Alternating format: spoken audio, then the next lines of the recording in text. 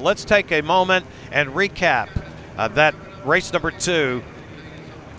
There's a good look. There's David Atlas, one of the managing member of AMA Pro, walking the grid. There's your start.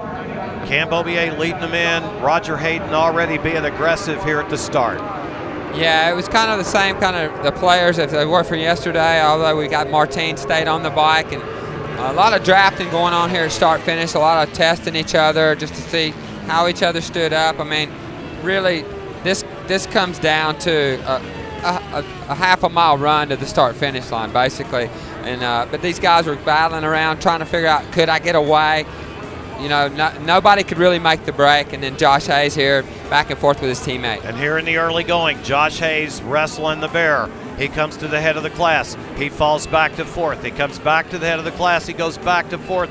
Then he runs 2nd for a little while, Scott, and then he's out of the race. I'm anxious to find out what went badly wrong with the Monster Energy Graves Yamaha to put him out. Yeah, I mean, like I said, they've run so strong over the last several years without any hiccups, and then he had issues here last year where he had 2 issues. Luckily, he had one good race. He won that, got maximum points, and here you can see the little slip of the rear tire right there on the exit of 1. That wasn't where the bike gave up on him, but he's still in the running, and still felt, I'm sure he had a chance to win this thing until the bike went south on him. But the Suzuki riders did all they could do. Look at Martin. It's a difficult racetrack, Barry. Much different from the 200 track that we've known and that the 200 guys will run on.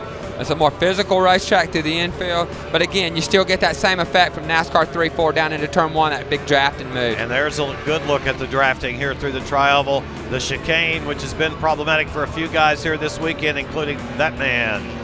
Ran just wide, and as Scott Russell explained, as soon as he tapped the brake, which was a double-edged sword, he had to tap the brake, but he knew when he did, he'd likely tuck the front, and it was a pretty hard get-off, much harder than you would think. They're carrying a lot of speed on the entrance of that corner. A little bit of a mistake right there by Cam in the chicane. It's so difficult to really maximize your braking and to put the bike on the right line as you go in that chicane. If you overcook it just a little bit, you can make a slight mistake like we just saw.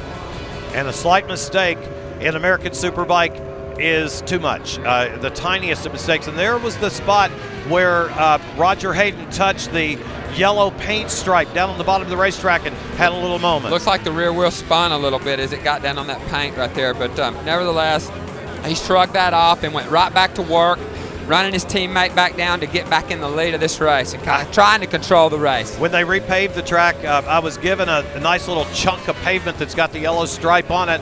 Back in the day, it was a slicker paint. Now this paint, it's got a little like abrasive in it, so you get a little bit of a bite on it. Still, you can spin the rear tire because it's not asphalt. We're watching the closing moments of this one. It became a 3-rider battle at this point with Josh Hayes out of the picture. There's Beaubier taking a look to the inside of Cardenas. He's trying to set himself up. My partner here in the booth, Scotty Russell, said, I think he wants to be 2nd, and he did exactly that. He worked his way up into the 2 spot behind Roger Hayden.